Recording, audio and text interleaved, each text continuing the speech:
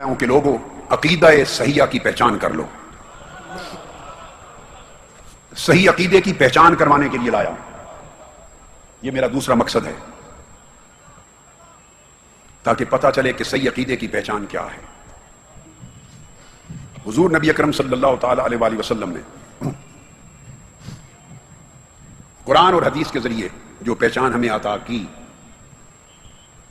یاد رکھ لیں اس کے کچھ بنیادی اصول ہیں. اگر عقیدہ صحیح رکھنا ہے، اہل سنت والجماعت کے عقیدے پہ رہنا ہے، سواد اعظم کے عقیدے پہ رہنا ہے، اور اپنے عقیدے کا تعلق و تسلسل حضور خواجہ اجمیر سے رکھنا ہے،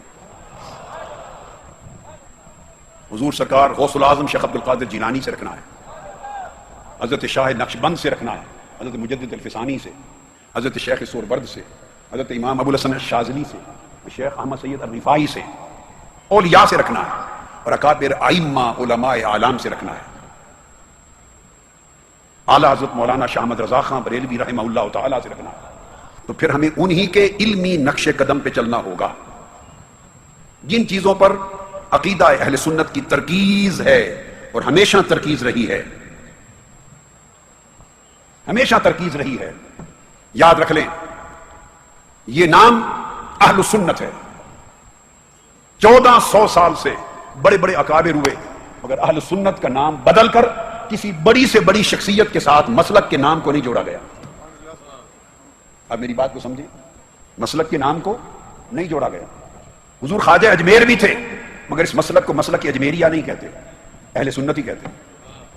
خواجہ نظام الدین اولیاء بھی تھے، قطب الدین بختیار کاکی بھی تھے، داتا گنج بخش علی حجویری بھی تھے، مگر عقیدہ اہل سنت ہی رہا، مسلک حجویریہ نہیں بنا، مسلک نظامیہ نہیں بنا، مسلک نبھانیہ نہیں بنا امام نبھانی سے، مسلک سیوطیہ نہیں بنا امام جلال الدین سیوطی سے. آپ میری بات کو سمجھ، مسلک اسقلانیہ نہیں بنا، مسلک قسطلانیہ نہیں بنا، امام عینی سے مسلک عینیہ نہیں بنا، قاضی ایاز سے مسلک ایازیہ نہیں بنا.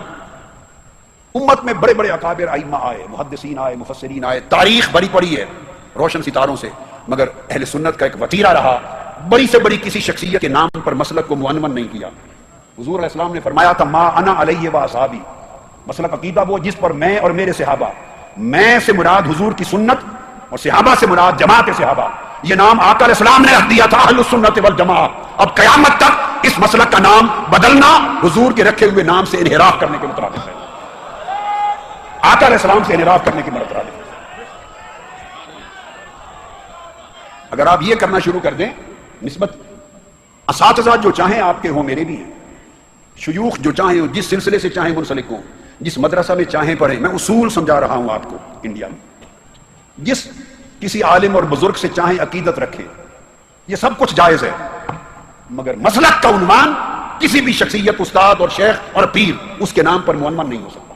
جو کرے گا وہ سواد اعظم کو چھوٹا سا فرقہ بنانے کی سازش کرے گا، وہ اہل سنت کے ساتھ دشمنی کرے گا اور اہل سنت کو امت مسلمہ کے 72 فرقوں میں شامل کرنا چاہے گا، 72 فرقوں میں شامل کرے گا، جو اہل سنت کے عنوان کی بجائے کوئی اور عنوان لگانا چاہے گا. آقا علیہ السلام نے فرمایا یہود میں 71 فرقے ہوئے، نصارہ میں 72 فرقے ہوئے. حدیث پاک میری امت میں 73 فرقے ہوں گے. جتنے فرقے ہوں گے جہنم میں جائیں گے، اور جو جنتی ہوگا وہ ملت ہوگی. صحابہ کرام نے پوچھا یا رسول اللہ وہ کون ہے؟ فرمایا الجماعہ، وہ فرقہ نہیں ہوگا، وہ جماعت ہوگی. السواد الاعظم، وہ میری امت کی اکثریت ہوگی، وہ فرقہ نہیں ہوگا. اس لیے میں عمر بھر فرقہ پرستی کے خاتمے کی بات کرتا ہوں، اس لیے کہ فرقے جہنم میں لے جاتے ہیں، جماعت اہل سنت ہو یا سواد اعظم یہ جنت میں لے جاتا ہے.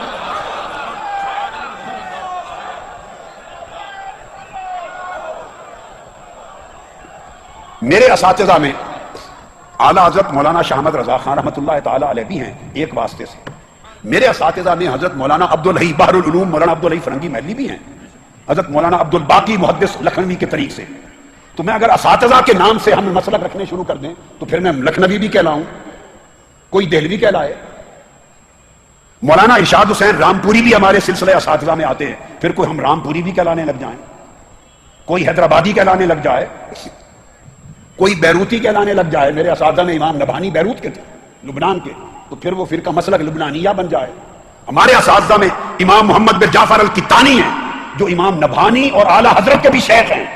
आला हजरत के शेख हैं। अब मेरी बात समझे? तो फिर हम मसलक को मसलक की तानिया कहते हैं। शेख मोहम्मद अल मक्की अल कितानी, शेख मोहम्मद अल फातिह अल कितानी है, फास के अकाबिर हैं, शनकीत के अकाबिर हैं, मक्का और मदीना के अकाबिर हैं, मुहद्दिसीन हैं जगह जगह के। तो अगर हम अपने मशाइख और बुजुर्गों के नाम पर मसलक को उनकी तरफ मंसूब करने लग जाएं तो यहां 1000 मसलक खड़े हो जाएंगे और अहले सुन्नत दफन हो जाएगा।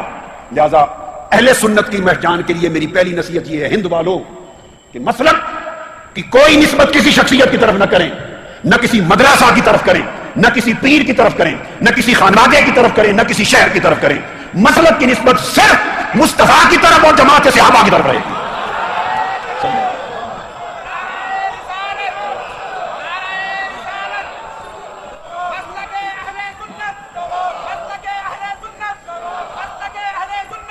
जब आप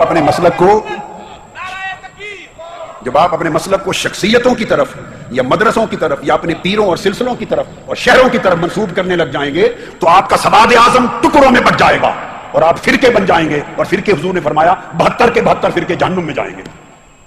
जन्नत में फिरका कोई नहीं जाएगा, जन्नत में तो सवाद आजम जाएगा अगर जमात रहेगी, उम्मत की अक्सरियत रहेगी। फिर पाकिस्तान और हिंदुस्तान वालों, ये समझो कि जो गोरख धंधे आपके हैं, जो मसाइल आपके हैं, जिन बातों पर आप फतवे लिए फिरते हैं, इन्हें हिंदुस्तान से बाहर तो इन बातों को जानता ही कोई नहीं। वो अहले सुन्नत जो मुल्क के शाम में रहते हैं उन पर क्या करेंगे? वो जो मिस्र में कुल अहले सुन्नत है उन पर क्या फतवा लगाएंगे?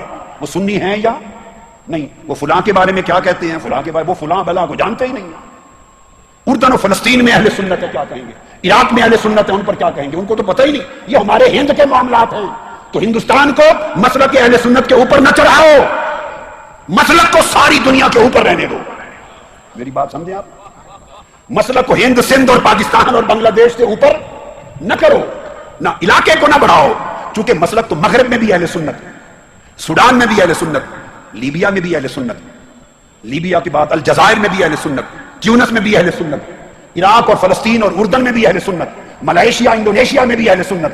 अरे अहले सुन्नत का अकीदा आका का मिलाद मानने वालों का अकीदा, हुजूर की गुलामी मोहब्बत का दम भरने वालों का अकीदा तो दुनिया की 50 मुसलमान रियासतों में है, बल्कि 56 में से कम 52 इस्लामी रियासतों में है। वो तो हमारे इंडिया के मामलात से वाकिफ ही नहीं, उन्हें तो यहाँ की बोली नहीं आती, यहाँ के मसाइल से वाकिफ नहीं। अगर आप मसलक के फैसलों के लिए यहाँ के गोरख धंधे और फतवे और पंफलेट और तमाशा शुरू कर देंगे तो सारी उम्मत कहां जाएगी? लिहाजा मसलक की ऐसी ताबीर करो जो पूरी उम्मत मुस्लिमा को कबूल हो और सारी उम्मत में अहले सुन्नत एक ही धारे में नजर आए, ताकि अहले सुन्नत समंदर नजर आए, छोटे छोटे नदी नाले ना बन जाए, अहले सुन्नत समंदर नजर आए। इसका एक ही तरीका है। अब आप पूछेंगे इलाज कि हम क्या करें, इसके लिए क्या तरीका है? मैंने तशखीस कर दी। बड़ी बड़ी हस्तियां हर दौर में हुई, मगर किसी जमाने के मुसलमानों ने अपने दौर के बड़े से बड़े इमाम और मुजद्दिद और बड़ी से बड़ी हस्ती के नाम के साथ मसलक को बोलिए नहीं जोड़ा। अगर हम जोड़ेंगे तो हम बिदअत के मुर्तकिब होंगे, इन्हिराफ के मुर्तकिब होंगे। इसका मतलब सिर्फ हमें अपनी दुकानदारियां चमकाने से दिलचस्पी है, मुस्तफा के दीन से कोई दिलचस्पी नहीं। हमें अपने धंधे और कारोबार से ताज्जुब है, अपना पैसा टका जेब में डालने से, अपनी दुकान चमकाने से गरज है, न मसलक से दिलचस्पी है, न मुस्तफा के दीन से दिलचस्पी है। अब तरीका क्या होना चाहिए आप पूछें? तरीका ये, अकायद पर इर्तिकाज करें, अकायद पर, तौहीद पर। जो अकीदा तौहीद उलमाए अहले सुन्नत ने सिखाया, मेरी अपनी पूरी किताब 2 जिल्दों की किताब तौहीद है, पढ़िए। अकीदा रिसालत पे कंसंट्रेट करें, एम्फसाइज करें कि क्या अकीदा में हुजूर की शान और अजमत है? क्या इस शख्स के अकीदे में आका अलैहिस्सलाम का इश्क और मोहब्बत है? क्या इसके अकीदे में आका अलैहिस्सलाम का अदब और ताजीम है? इसके अकीदे में हुजूर से इत्तिबा और नुसरत है? इस पर कंसंट्रेट और एम्फसाइज करें और शनाख्त अकीदा अहले सुन्नत की अपनी जातों को नहीं, जाते मुस्तफा को बनाएं सल्लल्लाहु अलैहि वसल्लम। फिर अहले बैत अतहार से मोहब्बत, उनकी मवद्दत, उनकी ताजीम और तकरीम और पैरवी, इसको बुनियाद बनाएं मसलक अहले सुन्नत की। फिर सहाबाए कराम की मोहब्बत, उनकी ताजीम और तकरीम और उनकी तालीमात की पैरवी, इसको बुनियाद रखें और शनाख्त रखें अहले सुन्नत की। फिर औलिया और सालेहीन से तमस्सुक, उनसे इरादत और मोहब्बत और ताजीम और पैरवी, इस पर बुनियाद रखें, शनाख्त रखें अपने अकीदा और मसलक की। फिर आइमा फिक्र से रखें, मज़ाहिब फिक्र में किसी एक की तकलीद करें। अगर आप हनफी हैं, शाफी हैं, मालिकी हैं, हम्बली हैं, اہل سنت میں کسی فقہ کی تقلید کرتے ہیں تو آپ سنی ہو گئے، فنش۔ اور عقائد کی میں نے بات بتائی، مثلا میں مذہباً فقہ میں حنفی ہوں، میں امام اعظم کا مقلد ہوں، حنفی المذہب ہوں، مگر باقی ائمہ فقہ جتنے ہیں ان سب کو حق مانتا ہوں۔ یہ طریقہ ہے اہل سنت کے عقیدے کا۔ ہندوستانی مسلمانوں کی اکثریت حنفی ہے، سو وہ امام اعظم ابو حنیفہ کے طریق کی مذہب کی تقلید کریں، اس میں خیر اور عافیت ہے اور گمراہی سے بچاؤ ہے۔ یہ ہے شناخت کا طریقہ اہل سنت کا، کہ کوئی ائمہ اربعہ مذاہب اربعہ کا مقلد ہے بولیے یا نہیں ہے، اس پر پہچان رکھیں۔ پھر اس کے بعد اسلامی شعائر ہیں، نماز، روزہ، حج، زکوٰۃ، ارکان اسلام ہیں، پھر جمعہ ہے، عیدین ہیں، اس کو مانتے کرتے ہیں۔ اس کے علاوہ پھر مزید پہچان کرنی ہے تو آقا علیہ السلام کا میلاد شعار اسلامی ہے، جو حضور کا میلاد مانتا اور مناتا ہے وہ سنی ہے، فنش، موٹی بات رکھیں۔ ہمارے یہاں پرابلم یہ ہے کہ ہم یہ سمجھتے ہیں، مثلا میں اگر یوں سمجھوں کہ کوئی حضور کا میلاد بھلے مانے یا نہ مانے، اگر مجھے نہیں مانتا تو وہ سنی نہیں ہے، یہ کہاں کا قاعدہ ہے؟ یہ کہاں کا قاعدہ ہے؟ میں کہوں گا اللہ کے بندے مجھے لاکھ بار نہ مان، میرے ماننے نہ ماننے سے کچھ فرق نہیں پڑتا، مصطفیٰ کے میلاد کو مان، یہ فیصلہ ہے سنیت کا۔ بھئی آپ ہیں، میں ہوں، یہ ہے، یہ تو عالم ہیں، علماء ہیں، مفتی ہیں، عالم ہیں، اور علماء کے درمیان علمی مسائل میں ہزارہ اختلاف ہوتے رہے، ہوتے ہیں، ہوتے رہیں گے۔ کوئی کسی کو مانتا ہے، کوئی نہیں مانتا، کوئی کسی کو جانتا ہے، نہیں جانتا۔ بھئی آپ کے اور میرے ماننے نہ ماننے سے کسی کے مسلک پہ رتی برابر کوئی فرق نہیں پڑتا۔ اگر میں کہہ دوں کہ فلاں سنی نہیں ہے، میرے کہہ دینے سے کسی کی سنیت کا بال بھی کا نہیں ہوتا، اور کوئی اور عالم ہندوستان کا یا پاکستان کا کہہ دے کہ فلاں سنی نہیں ہے، وہ فلاں سنی نہیں ہے، یہ کہہ کے کھپ کے گلا بیٹھ جائے اس کا، کسی کی سنیت پہ گھرتی برابر اثر نہیں ہوتا۔ یاد رکھ لیں اصول کو۔ سنی کون ہے؟ جو ان تمام بنیادی قواعد اور عقائد کو ماننے کے ساتھ حضور کا میلاد کرتا ہے، محفل میلاد منعقد کرتا ہے، میلاد کا جلسہ کرتا ہے، جلوس کرتا ہے، حضور کی محبت کا اظہار کرتا ہے، یہ اسلامی روایت اور عظیم اسلامی کلچر کو زندہ رکھتا ہے، یہ اس کی سنیت کے لیے کافی ہے۔ پھر اس کے بعد اولیاء کرام کے ایام مناتا ہے، اور بڑھ کر اس کی سنیت کے لیے کیا چاہیے؟ وہ اولیاء سے منسلک ہے، وہ سلسلہ قادریہ سے، چشتیہ سے، نقشبندیہ سے، شاذلیہ سے، سہروردیہ سے، رفاعیہ سے، مرثیہ سے، ادبیہ سے، علویہ سے منسلک ہے، اولیاء صوفیاء سے۔ ایام مناتا ہے، ان کے عرس کرتا ہے، قرآن خوانی کی محفل کرتا ہے، ایصال ثواب کی اجتماعات کرتا ہے، ذکر و درود و سلام کرتا ہے، اور محفل میلاد کے بعد کھڑے ہو کر بھی سلام پڑھتا ہے۔ ارے یہ سارا کچھ کرے تو پھر بھی سنی نہیں ہے، صرف اس لیے کہ آپ نہیں کہتے، آپ نے کہہ دیا سنی نہیں، تو کسی کو سنی بنانے یا نہ بنانے کا ٹھیکہ کسی نے دے رکھا ہے آپ کو؟ آپ کب سے ٹھیکیدار بنے ہیں سنیت کے؟ میں کب سے ٹھیکیدار بنا ہوں؟ کوئی اور ہم میں سے کب سے ٹھیکیدار بنا ہے؟ سنیت کا سرٹیفکیٹ دینے لینے کا ہم میں سے کوئی ٹھیکیدار نہیں ہے، سنیت کا مالک مصطفیٰ ہے۔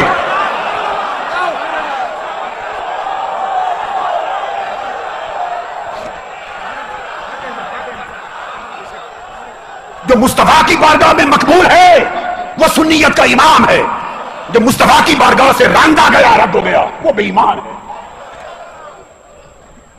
دیکھو کہ اس بندے کی محبت آقا سے کیا ہے، حضور کی نوکری کیا ہے، عقیدہ حضور سے کیا ہے، صحابہ سے کیا ہے، اہل بیت سے کیا ہے، اولیاء سے کیا ہے، امام اعظم سے کیا نسبت ہے، یہ بنیادی دیکھنے کی یہ باتیں۔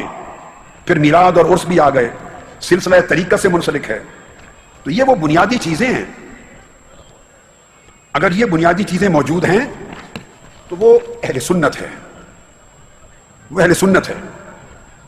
اب دیکھیے، اگر آپ میری بات ماننا شروع کر دیں گے ایک عالم کے طور پر کہ جو میں کہوں ہر بات میری مانے تو سنی ہے، دوسرے عالم کی بات ماننا شروع کر دیں گے کہ اس کی ہر بات مانے تو وہ سنی ہے، ادھر سے ایک اور اٹھے گا اس کی بات ماننے کی شرط لگا دیں گے، میرا ہر فتویٰ میری ہر بات مانے تو سنی ہے۔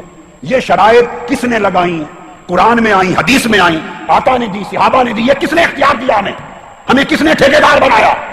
یہ سنیت اور عقیدہ کانٹریکٹ نہیں ہے، جیسے آپ کاموں کا لیے ٹھیکہ لیتے ہیں سڑکیں بنانے کا، بلڈنگ بنانے کا، یہ ٹھیکہ نہیں ہے، یہ عقیدہ ہے، اور عقیدے کا 1400 سال کا تسلسل ہے، اور کسی کو داخل کرنے نکالنے کا حق نہیں۔ اس عقیدے میں اعلیٰ حضرت بھی بیٹھے ہیں، اوپر غوث پاک بھی بیٹھے ہیں، داتا گنج بخش بھی بیٹھے ہیں، خواجہ اجمیر بھی بیٹھے ہیں، اس عقیدے میں امام غزالی بھی بیٹھے ہیں، امام راضی بھی بیٹھے ہیں، امام نسوی بھی بیٹھے ہیں، ابو المنصور ماتریدی بھی بیٹھے ہیں، اس میں امام اعظم بھی بیٹھے ہیں، ارے اس میں بڑے بڑے بیٹھے ہیں، انہوں نے اپنے فتووں سے اختلاف کرنے والے کو مسلک اور عقیدے سے خارج نہیں کیا. آپ اور میں کون ہیں خارج کرنے والے؟ کسی کو اسلام میں داخل کرنا، خارج کرنا، یہ حق میرا نہیں ہے، آپ کا نہیں ہے، کسی کا نہیں، یہ اللہ رسول کا حق ہے. مجدد الفسانی رحمۃ اللہ علیہ سے ان کے ایک مرید نے کہا مجھے حضور کو نصیحت کریں. حضرت مجدد الفسانی کو فرمایا، عرض کیا حضور نصیحت کریں. فرمایا بیٹے ایک ہی نصیحت ہے، نہ کبھی خدا بننا